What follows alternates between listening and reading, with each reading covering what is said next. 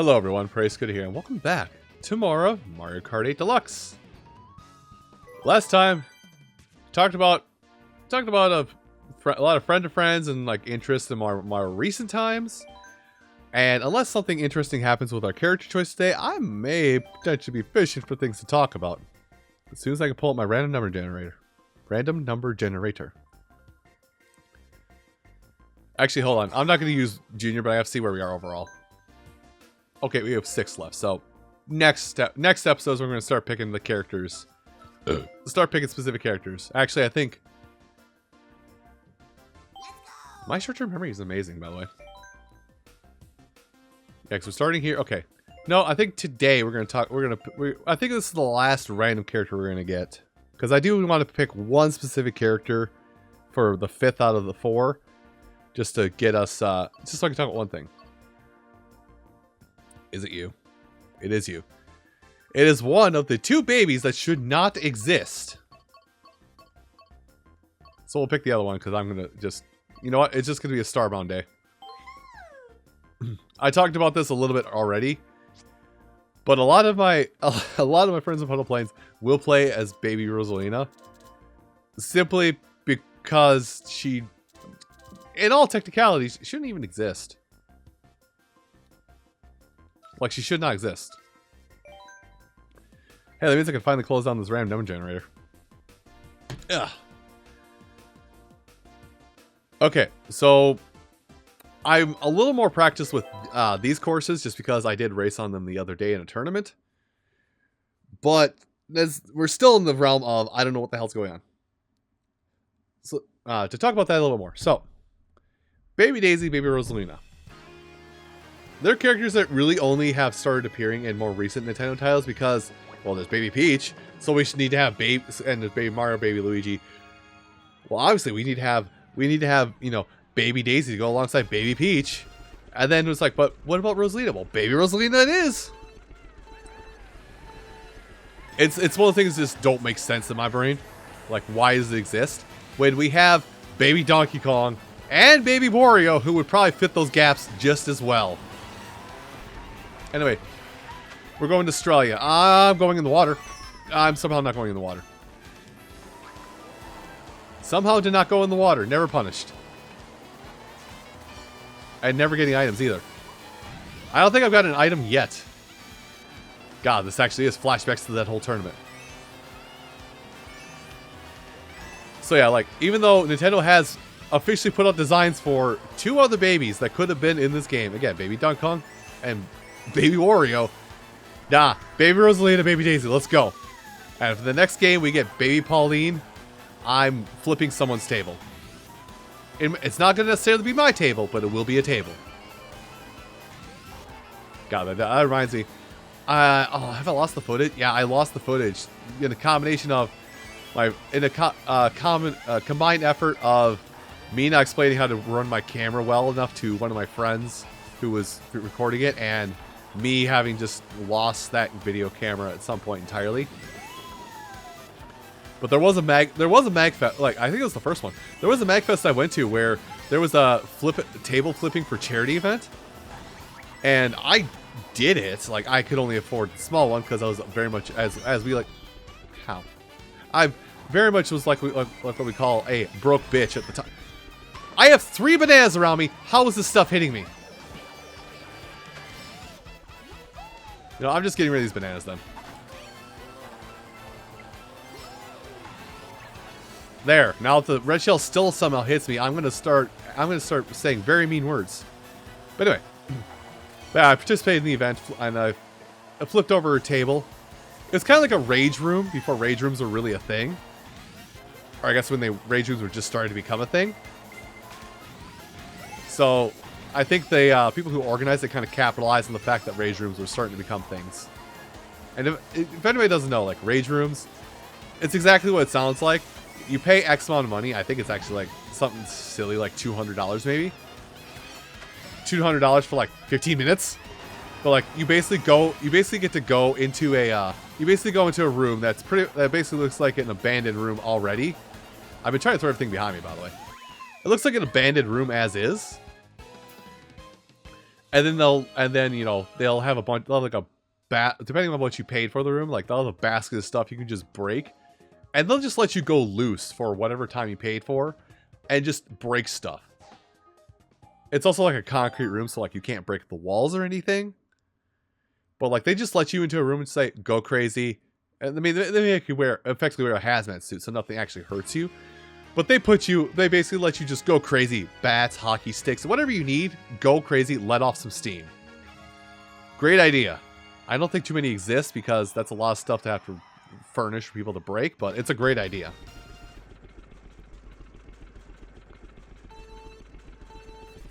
It's actually it is a little funny that exists in the world, and I think a lot of people need it. But again, like just because of how the world is right now, I don't think people who probably need that the most can afford it.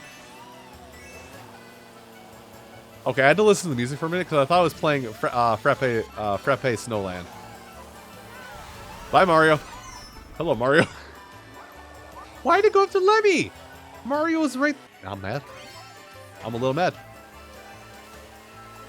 Oh, I should have picked somebody else. Shoot. Well, even though it's the wrong thing, I think I can still talk about in some aspect of another one of my friends, which I haven't talked with him a lot in recent years, just because a lot of our interactions were centered around Smash Brothers, and that he is my fighting game guru of a friend in my group of my friend base, and I don't play a lot of fighting games, so I have a lot of opportunities to talk with him.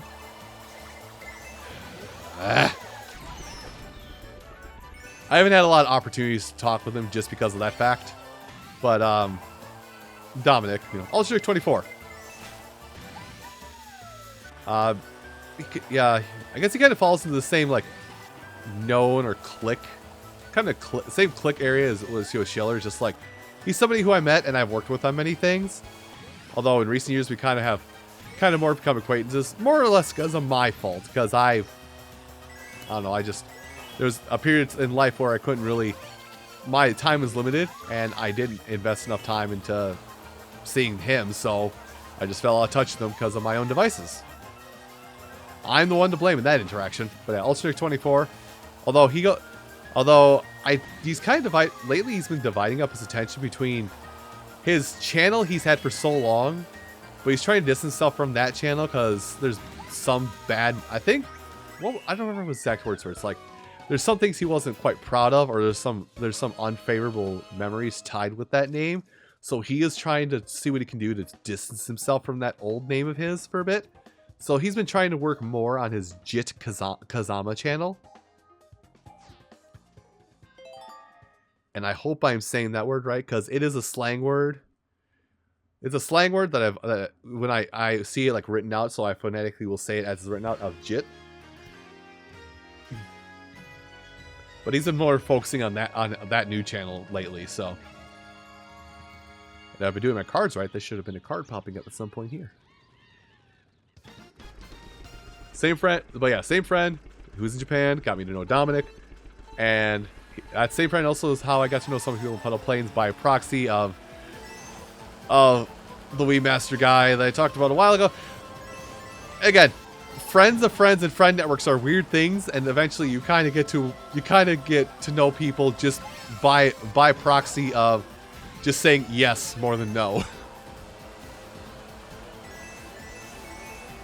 Oh yeah, Mushroom Gorge.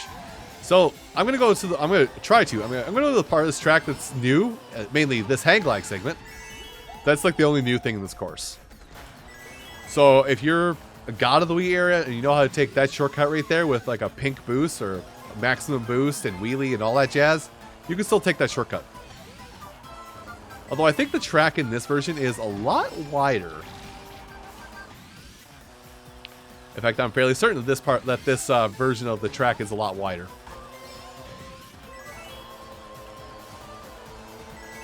But yeah, I was going to talk more about Dominic a little more. I probably should have actually picked Mario this time, because we've had every variation of Mario besides Mario. Man, who plays with Mario in Mario Kart? Oddly enough, that is. I joke about that, but that oddly enough, get in front of me, get bodied.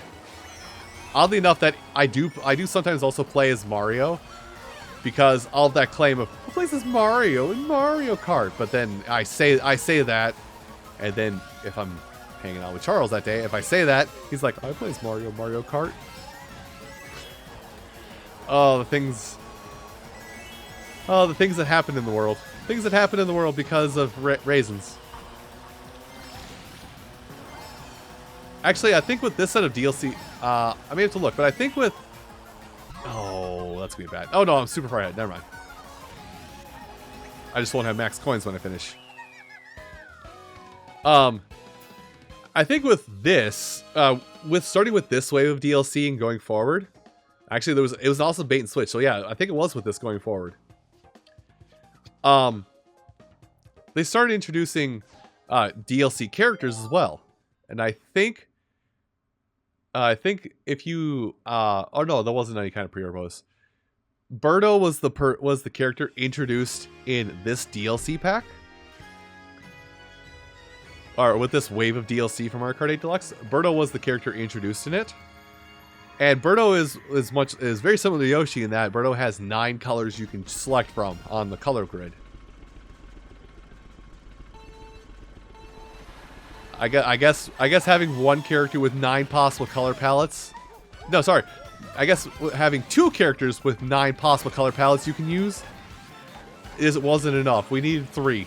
Anyway, Sundae Slide, or whatever they call this. It's an all this entire track is anti-grav, and there's a lot of things on here that don't look like they should be like bumpable or trick off of bull in order to get maximum speed, but it is. God, my engine is like making my engine is doing the lappy tappy on this course. I didn't get timed out enough, but I'll try and comment on it because like there's a lot. Like I still don't remember where all the shortcuts are in this, but like so you can go on the right, you can go through that ice cream cone to get items early. But if you come over here on the left and hit the helipad here, you can do that. Tricking off of the tops of stairs is a boost. If you hit the banisters or the railings in between, or the things holding up the railing in between, you can get speed boost by bumping into them like on any other anti-grav segments. There's just a lot going on with this course, and at the end of it all you want is to have an ice cream, because like I mean, look where we are. We're literally trapped in the freezer section of your grocery store. That's where we are right now. Oh, am I not going fast enough for this? I don't know if I'm going fast enough. Okay, I can trick off it all small at this point. And to my knowledge, there's not really shortcuts on this track. I messed up the flight segment again. To my knowledge, there's not really a shortcut on this track. Maybe there is, and I just haven't been privy to it. But I'm pretty sure there is no shortcut on this track. Like, I'm going to go on the left side for a change and look around here. But yeah, I don't think there is any form of a shortcut around here at all. Showing on the wrong track, lol. Which is kind of weird to think about. There is no shortcut on this track. I don't think there are very many there are tracks that have some shortcuts. They're not good shortcuts, but they are shortcuts. And then there's this track with no shortcut whatsoever. It is just a weird thing to talk about. Or we're not talking about, we're thinking about.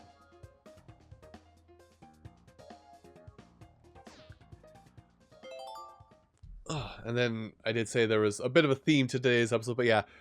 After Baby Rosalina came up on the roulette, even though I should have saved it for Mario so I could more accurately choose Mario to talk more about Dominic, because Dominic is more associated with Mario in my head because, again, I talked about Smash Brothers. He plays Mario in Smash Brothers, and goddamn, that man is a menace with Mario. Then again, Mario is like the most baseline character in every game he's in, so like he's got to appeal to everybody in some fashion. But you know, with Smash Brothers, if you know somebody who's good with Mario, like we're actually good with Mario, you know they're terrifying to fight because they can do everything.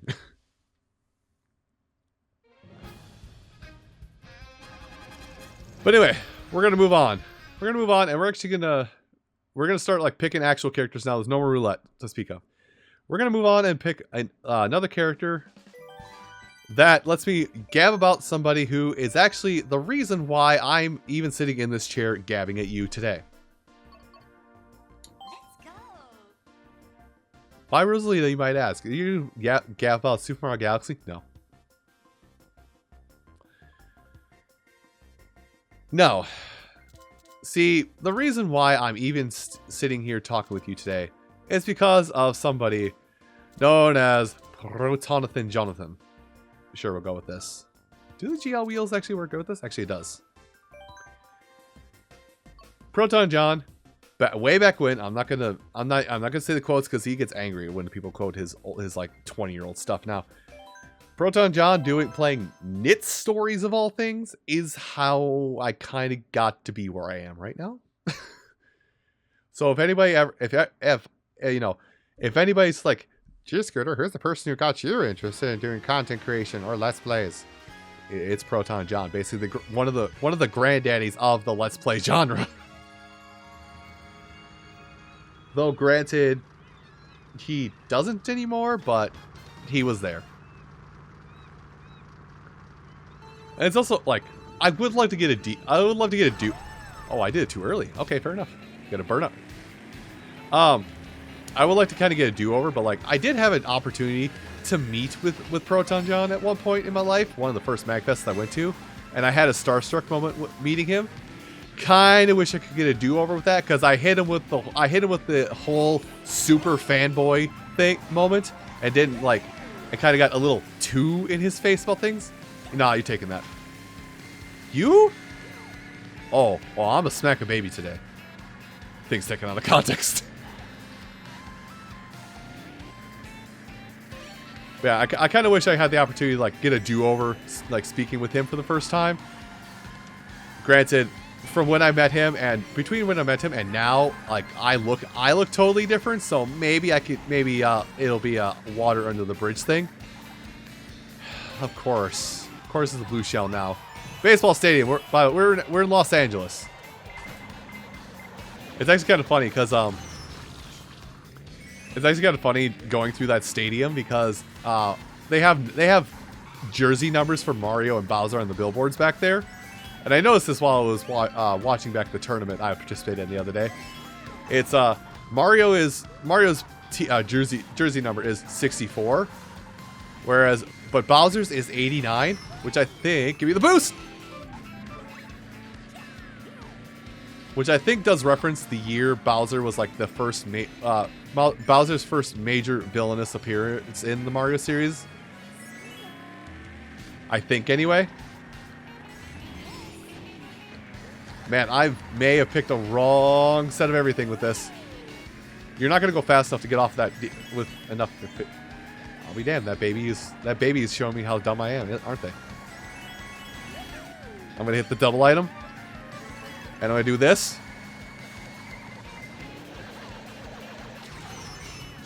I'm gonna lose because of that last second blue shell. I can already tell.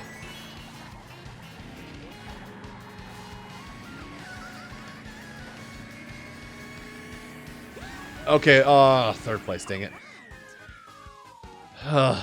Again, a reminder, I have not raced on, there's a lot of these tracks I have never raced on or have no recollection of racing on, so I am not all here. I'm not all here knowing what I'm doing.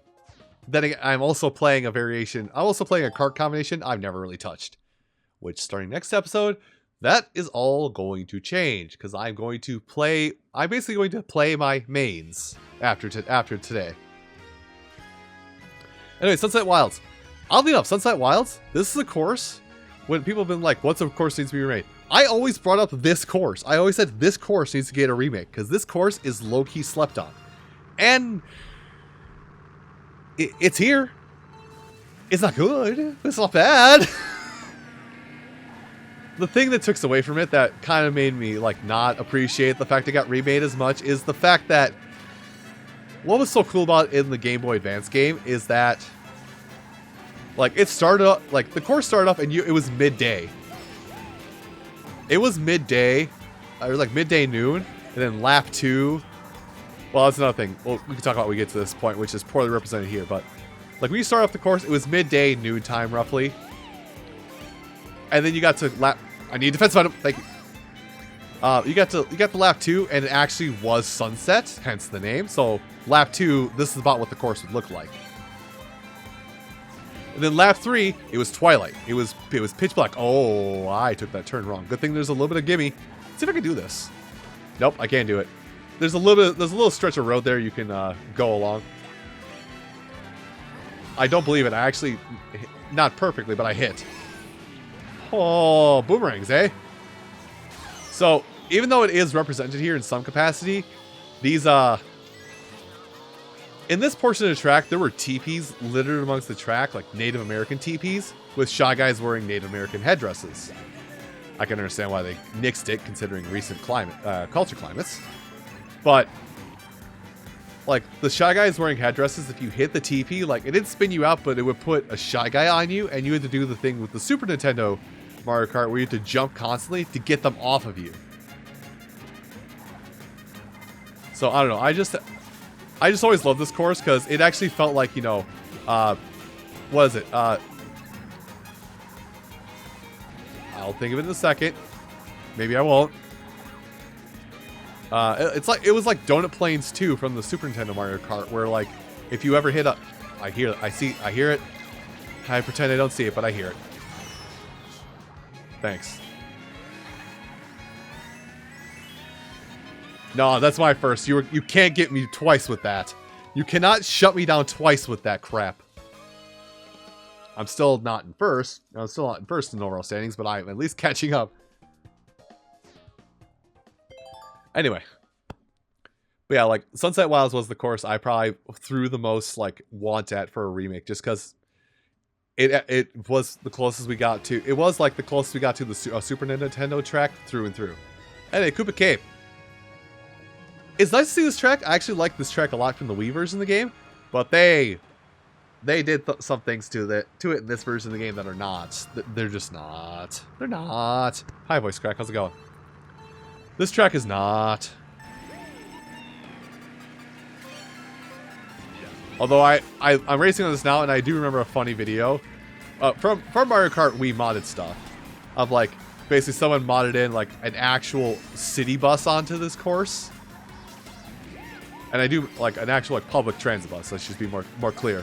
Somebody modded like a public transport bus, and then had him do every trick spot on this track. So it's kind of funny just to watch public transport doing a Mario Kart track. Anyway, what they ruined on this track, I think, is more specifically from the Mario Kart 7 version of this. Is like this tunnel is anti-grav, and you could have actually gone up and around the outside of this track, where that's normally where that's a trick spot. You could have gone up and around the outside.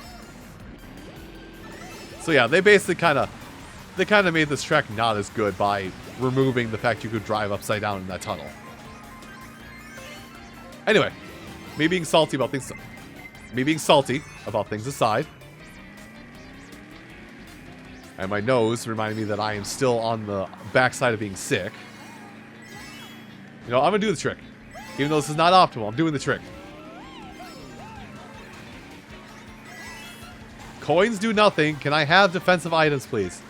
I'm kind of getting screwed over by the game's generation of items, or not getting items in general.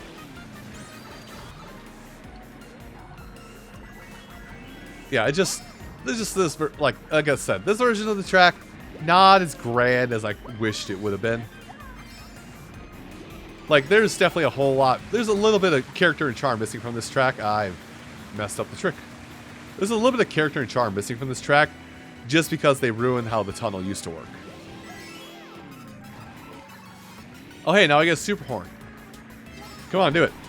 Do it to me. Do it to me. Do it now. Hit me! I will not get any other items. I'm waiting for them to hit me. But yeah, that's not that I want to see. Now here comes the blue shell. Now I've gotten rid of my super horn. But yeah, make sure you're driving through the water in this waterfall path part. That's what you want to do. Oh gosh. Me without a defensive item. Well, good thing invincibility time is like tenfold for some unknown reason. There, I'm going to get one defensive item. I won't. Never mind. I lied. And here comes the blue shell last second to make me a liar. I'm surprised it did try and screw me over with a blue shell last second. So does that put me ahead or behind? Or oh, I'm ahead by Toad. So as long as I finish higher than Toad, doesn't matter what else. If I finish higher than Toad, I can at least get the gold trophy here.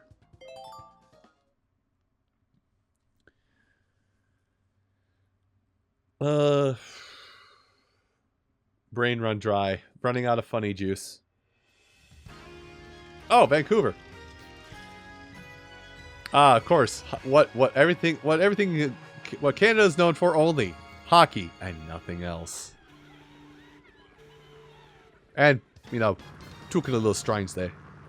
I like how I went for a Canadian accent and I immediately, like, swapped over to Australian. Problem I have is I'll try to do an accent, and if I try to do it for more than like 3 minutes, it is no longer that accent. I've complained about it before, but like I try to do an Australian accent, it somehow turns into Scottish. I try to do Scottish, it somehow turns into British. I do British, it somehow turns into my Midwestern accent that I flaunt that I can do just because I live in this area of the world. My brain will never stay hyperfixated on one accent or do it well for more than like a minute.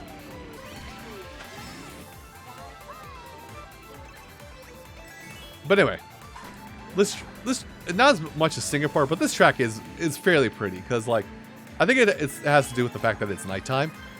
But this track is fairly pretty just because of the fact, you know, the fact I can almost drive in the water. No, the fact that we're going through it's kind of like has an appeal of the New York area. Could you get off of me? Holy crap. It kind of has the appeal of like the New York track in that, you know, we drive through a park at some point, and then we'll hit the major landmark. Also, I'm pretty sure you drive across the water and you have a mushroom.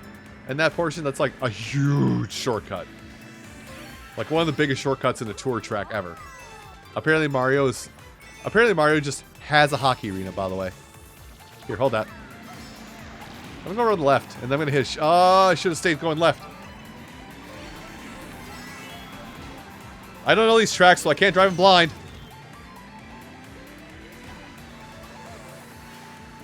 I didn't mean to throw it behind me. I meant to throw it ahead of me. Bounce off the sign, hit the baby. Oh, it didn't hit the baby. Well, hey, I'm going to use this mushroom to get ahead of you. Oh, and erase that fireball, apparently. Well, I'm going to do it again anyway. I hit a bat with that. That could have been cool if I actually hit Baby Daisy with that. Why do I have so much beef with Baby Daisy in this back 20 of the series? There are problems here. Now I go in the center. Thanks. How are you going so much faster? No, I got questions. I need answers. Nope, you can have that. I'm braking.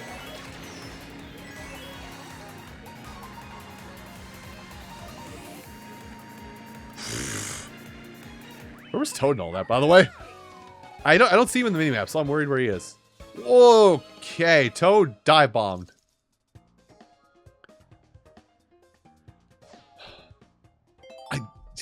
There are going to be some of these tracks that, because I've never played them in any capacity before today, that I'm just not going to know how to handle them. And that's going to be a problem. Well, only for like 2 more videos, really. Really? Koopa Cape? That's the one you think is my best? Okay, whatever.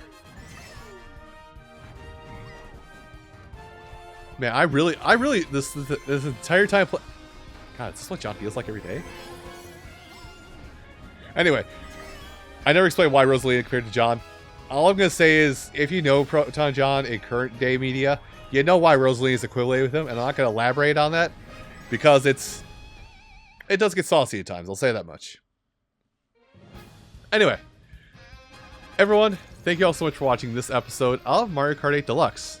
And next time, I'll start playing as my mains for, well, almost the last 8, for some of the last tracks in the game. I can't think of a good way to distinguish it. I'll see you folks next time. Take care.